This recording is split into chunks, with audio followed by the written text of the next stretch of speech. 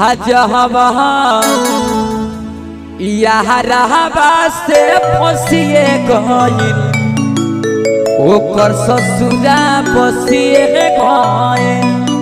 1 1 2 3 4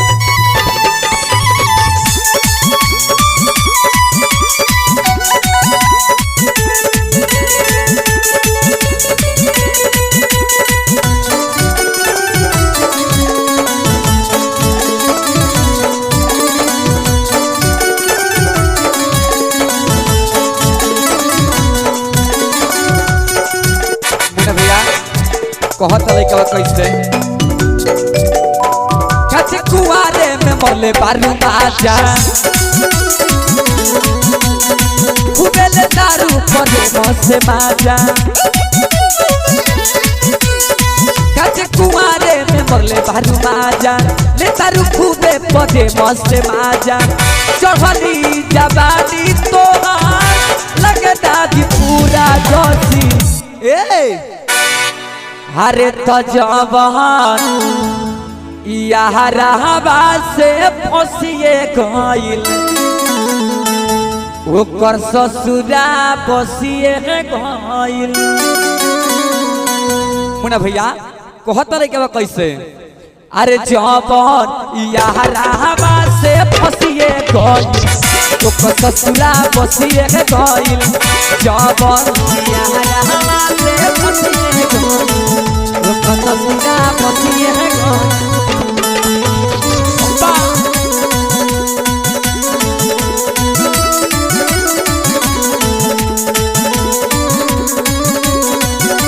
मुन्ना भैया बहुत लइका बा ये भाई तहार पड़ल ठरल जवानी बा संभाल के रखना तक दिक्कत हो जाई।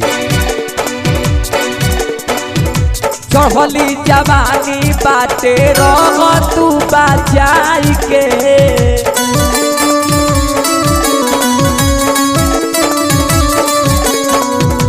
नागी तो लुटली रे सलइका सब धाई के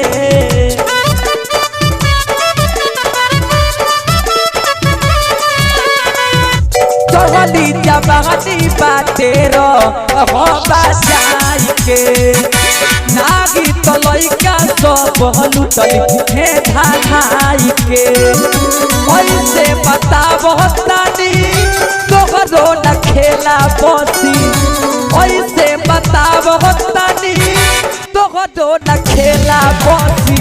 जवन यारहबा से फसिए गइल ओकर ससुरा बसिए गइल।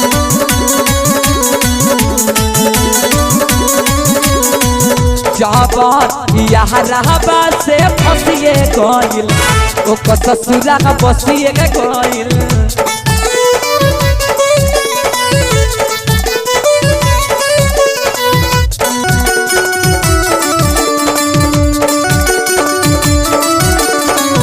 क्या बात है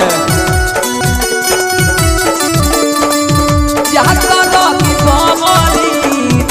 की दया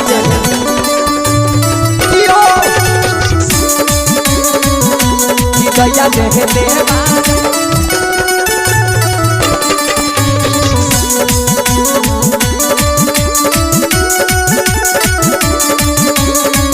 जामा यारहबा से फसिए गइल ओकर ससुरा बसिए गइल। बहुत अपना भैया लइका बा अंत में मुन्ना बिहारी तू मुन्ना भैया लड़किया बड़ी थी बड़ी तंग कर दिया बड़ी उत्पात लगा देले भैया।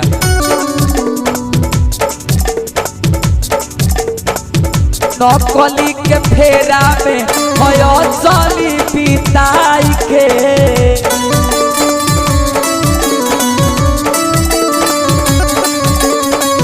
चढ़ली जवनिया के रखी समार के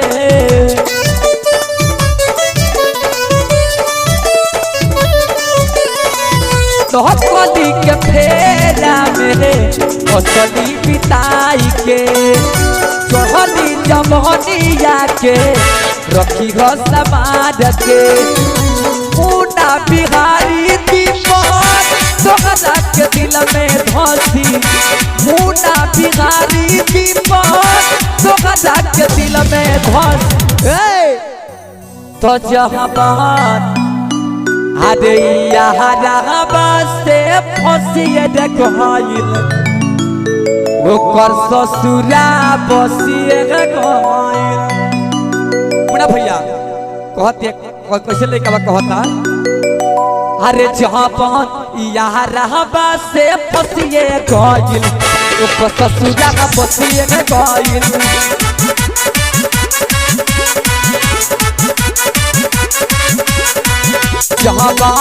यहाँ रहबा से फसिए गइल ओकर ससुरा बसिए गइल।